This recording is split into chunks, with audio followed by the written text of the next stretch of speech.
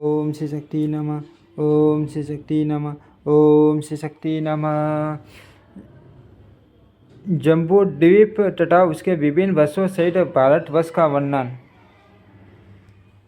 मुनियों ने कहा, अपने समस्त भरतवंशी राजाओं का यह बहुत बड़ा इतिहास कह सुनाया। अब हम समस्त भूमंडल का वर्णन सुनना चाहते हैं। जितने समुद्र, द्वीप, वर्ष, पर्वत, वन, नदियाँ तथा पवित्र देवताओं के स्थान हैं, समस्त भूतल का मान जितना बड़ा है, जिसके आधार पर यह टिका हुआ है तथा जो इसका उपादान कारण है, वह सब यथार्थ रूप से बतलाइए।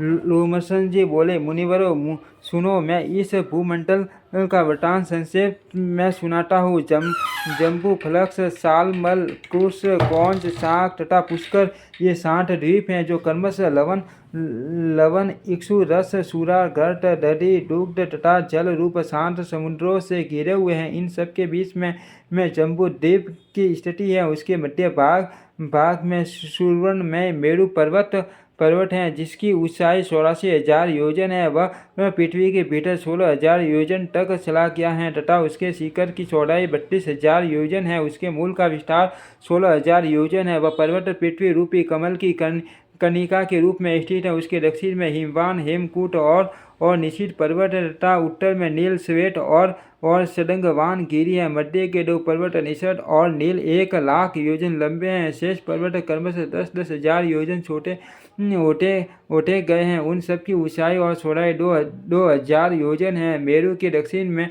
भारतवर्ष है, उससे उत्तर पुरुष वर्ष तथा उससे भी उत्तर हरिवर्ष है। इसी प्रकार मेरु के उत्तर भाग में सबके अंत में रमयक वर्ष, उससे दक्षिण हिन्नयमय वर्ष तथा उससे भी दक्षिण उत्तर कुरु है। इन सब वर्षों के बीच में इलावर्त वर्ष है, जिसके मध्य भाग में सूर्य में ऊषा मेरु पर्वत खड़ा है। यह वर्ष मेरु के चारों ओर 9,000 योजन तक फैला हुआ है। उसमें मेरु से पूर्व मंत्रासल, दक्षिण में गंडमादन, पश्चिम में विपुल तथा उत्तर में सुपार्श्व पर्वत की स्थिति है। इन चारों पर्वतों पर क्रमश कंडम, जम्बू, पीपल और वट, ये 4 वृक्ष हैं जो 1100 योजन विस्तार के हैं। वे वृक्ष उन पर्वतों की ध्वजा के रूप में सुशोभित है। वह जम्बू वृक्ष ही इस द्वीप के जम्बूद्वीप नाम पड़ने का कारण है। इसके फल विशाल गजराज के बराबर होते हैं। वे गंडमादन पर्वत पर सब और गिर कर फूट जाते हैं। उनके रस से वहाँ जम्बू नाम की नदी बहती है। वहाँ के निवासी उसी नदी का जल पीते हैं। उसके पीने से लोगों के शरीर और मन स्वस्थ रहते हैं। उन्हें खेद नहीं होता, उनके शरीर में दुर्गंध नहीं होती तथा उनकी इंद्रियां कभी क्षीण नहीं होती। जम्बू के रस को पाकर उस नदी के तट की मिट्टी जाम्बू नद नामक सुरवन के रूप में परिणत हो जाती हैं, जो सिद्धों के आभूषण के काम आती हैं। मेरु से पूर्व भद्राक्ष और पश्चिम में केटुमाल वश है। इन दोनों के बीच में इलावर्त वश है। मेरु के पूर्व शैठरथ, दक्षिण में गंधमादन, पश्चिम में व्यवराज तथा उत्तर में नंदावन है। इसी प्रकार भिन्न भिन्न दिशाओं में अरुणोर, महाभद्र, असितोष तथा मानस, ये 4 सरोवर हैं जो सदा देवताओं के उपभोग में आते हैं। शांतवान, शक्र, कुंज, कुररी, माल्यवान तथा वैकंग आदि पर्वत मेरु के पूर्व भाग में केसरासल के रूप में स्थित हैं। त्रिकूट, शिशिर, पतंग, रुषक तथा निशिर आदि दक्षिण भाग के केसर पर्वत हैं। सिकिवास, वैडूर्य, कपिल, गंधमादन और चारुड़ी आदि पश्चिम भाग के केसराल हैं। कूट, ऋषभ, हंस, नाग तथा कालंजर आदि अन्य पर्वत उत्तर भाग के केसरासल मेरु हैं। मेरुगिरी के ऊपर 14,000 योजन के विस्तार वाली एक विशाल पुरी है जो ब्रह्मा जी की सभा कहलाती है। उसमें सब और 8 दिशाओं और विदिशाओं में इंद्र आदि लोकपालों के विख्यात नगर हैं। भगवान विष्णु के सन्नों से निकलकर चंद्रमंडल को आप्लावित करने वाली गंगा ब्रह्मपुरी के चारों ओर गिरती है। वहाँ गिरकर वे 4 भागों में बढ़ जाती हैं। उस समय उनके क्रमशः सीता, अलकनंदा, चक्षु और भद्रा नाम होते हैं। पूर्व और चीटा एक पर्वत से दूसरे पर्वत पर उठी हुई पूर्ववर्ती भद्रावश के मार्ग से समुद्र में जा मिलती हैं। इसी प्रकार अलकनंदा दक्षिण पथ से भारतवर्ष में आती और वहाँ 60 बेड़ों में विभक्त होकर समुद्र में मिल जाती हैं। सक्सु की धारा पश्चिम के संपूर्ण पर्वतों को लांघ कर केटू मालवर्ष में आती और समुद्र में मिल जाती हैं। इसी प्रकार भद्रा उत्तर गिरी तथा उत्तर कुरु को लांघ कर उत्तर समुद्र में मिलती है। माल्यवान और गंधमादन पर्वत नीलगिरी से लेकर निषद पर्वत तक फैले हुए हैं। उन दोनों के मध्य भाग में मेरु कनिका के आकार में स्थित है। भारत केटुमाल भद्राक्ष व तथा कुरु ये द्वीप लोक रूपी कमल के पत्ते हैं। जठर और देवकूट ये 2 मर्यादा पर्वत हैं। ये नील से निषद पर्वत तक उत्तर दक्षिण फैले हुए हैं। ये दोनों मेरु के पश्चिम भाग में पूर्ववत स्थित हैं।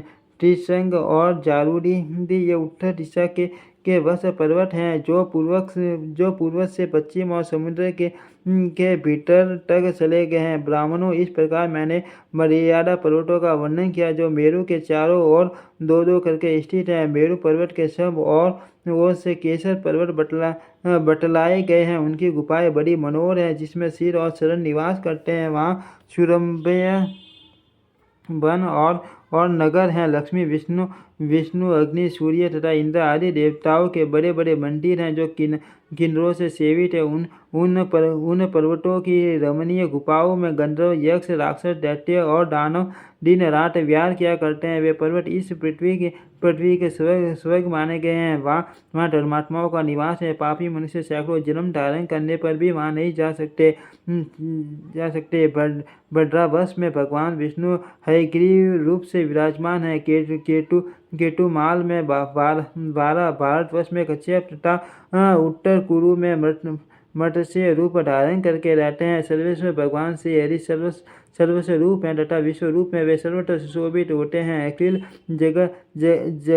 जगत स्वरूप भगवान विष्णु सबके आधारभूत हैं। किम पुरुष आदि जो 8 वर्ष है उनमें शोक, आयास, उद्वेग तथा सुधा का भय आदि दोष नहीं है। वहाँ की प्रजा सब प्रकार से स्वस्थ, निर्भय तथा सब प्रकार के दुखों से रहित है। उन सबकी स्थिर आयु 10-12 हजार वर्षों तक की होती है। इन स्थानों में पृथ्वी के सुधा, पिपासा आदि अन्य दोष भी नहीं प्रकट होते। इन सभी वर्षों में 60 कुल पर्वत हैं जिनसे सैकड़ों नदियाँ प्रकट हुई हैं। समुद्र के उत्तर और हिमालय के दक्षिण का जो देश है उसका नाम भारतवर्ष है। उसी में राजा भरत की संतान तथा प्रजा रहती है। उसका विस्तार 9000 योजन है। भारतवर्ष क्रम भूमि है। वहाँ इच्छानुसार साधन करने वालों को स्वर्ग तथा मोक्ष प्राप्त होते हैं। भारत में महेंद्र, मल्य, सुक्तिमान, तैक्ष, विंध्य और पारियात्र ये 7 कुल पर्वत हैं। यहाँ सकाम साधन से स्वर्ग प्राप्त होता है, निष्काम साधन से मोक्ष मिलता है तथा यहाँ के लोग पाप करने पर तीर्थ योनि और नरकों में भी पड़ते हैं। भारत के सिवा अन्यत्र मनुष्यों के लिए क्रम भूमि नहीं है। इस भारतवर्ष के 9 भेद है। इंद्रद्वीप, कसेतुमान, ताम्र वन, गर्भिष्ठ मान, नागद्वीप, सौम्य द्वीप, गंधर्व द्वीप, वारुण द्वीप तथा समुद्र से घिरा हुआ यह नवा द्वीप भारत। यह नवम द्वीप दक्षिण से उत्तर तक 1000 योजन लंबा है। इसके अंदर पूर्व दिशा में किरात तथा पश्चिम दिशा में यवन रहते हैं। मध्य में ब्राह्मण, क्षत्रिय, वैश्य तथा शूद्र जाति के लोग रहते हैं जिनकी कर्म, यज्ञ, युद्ध, वाणिज्य तथा सेवा ये 4 वृत्तियाँ शतजल और चंद्रभागा, चनाब आदि नदियाँ हिमालय की शाखाओं से निकलती वेद, स्मृति आदि संस्थाओं का उद्गम पारियात्र पर्वत हैं। नर्मदा और सुरमा आदि नदियाँ हैं विंध्य पर्वत से प्रकट हुई हैं। तापी, पयोष्णवी, निर्वंधया तथा कावेरी आदि सरिताएं तेज की शाखा से निकली हैं। इनका नाम श्रवण करने मात्र से ये सब पापों को हर लेती हैं। गोदावरी, भीमरती तथा कृष्ण वेणी आदि पाप नाशिनी नदियाँ पर्वत की संतानें हैं। कर्तमाला, ताम्रपर्णी आदि का उद्गम स्थान मल्य पर्वत हैं। टिशान्त्य, ऋषिकुल्या आदि नदियाँ महेंद्र पर्वत से प्रकट हुई हैं। ऋषिकुल्या और कुमारा आदि नदियाँ शुक्तिमान के शाखा पर्वत से निकली हैं। इन नदियों की शाखा भूस्ष्ठ उप नदियाँ भी हैं। इनके मध्य में कुरु, पांचाल, मध्य प्रदेश, पूर्व देश, कामरूप, आसम, पौंड्र, कलिंग, उड़ीसा, मगध, दक्षिण के प्रदेश, अपरांत, सौराष्ट्र, काटियावाड़, शूद्र, आबिर, अर्बुद, आबू, मरु, मारवाड़, मालवा, पारियात्र, सौवी, सिंध, साल्व, साकल्य, मद्र, अम्बस्त तथा पारसिक आदि प्रदेश और वहाँ के निवासी रहते हैं। वे उपर्युक्त नदियों के जल पीते तथा समभाव से रहते हैं। उक्त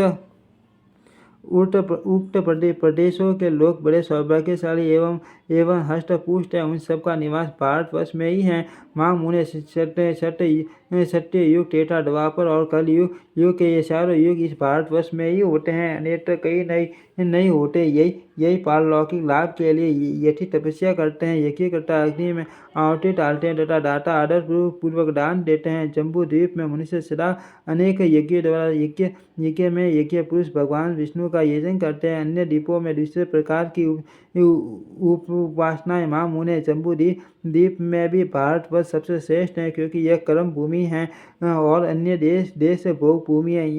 यहाँ लाखों जन्म धारण करने के बाद बहुत बड़े पुण्य के संचय से जीव कभी मनुष्य जन्म पाता है।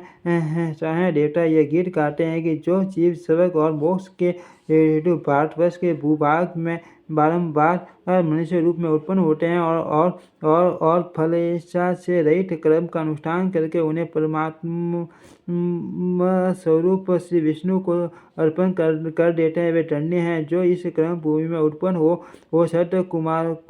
सत्य कर्मों द्वारा अपने अंतम कर्म को शुद्ध करके भगवान अंत में लीन होते हैं, उनका जीव धन्य है। हमें पता नहीं कि इस स्वर्ग लोक की प्राप्ति कराने वाले पुण्य लोक के क्षीण होने पर हम फिर कहाँ देह धारण करेंगे। वे मनुष्य जो भारतवर्ष में जन्म लेकर संपूर्ण इंद्रियों से संपन्न है, धन्य हैं। विप्रवरों, यह 9 वर्षों से युक्त जम्बू द्वीप का वर्णन किया गया। उसका विस्तार 1,00,000 योजन है, तथापि यहाँ संक्षेप ही ये बताया गया है। जम्बू द्वीप को गोलाकार में चारों ओर से घेरकर खारे पानी का समुद्र स्थित है। उसका विस्तार भी 1,00,000 योजन है। ओम श्री शक्ति नमः। ओम श्री शक्ति नमः। ओम श्री शक्ति नमः। ओम श्री शक्ति नमः। ओम श्री शक्ति नमः।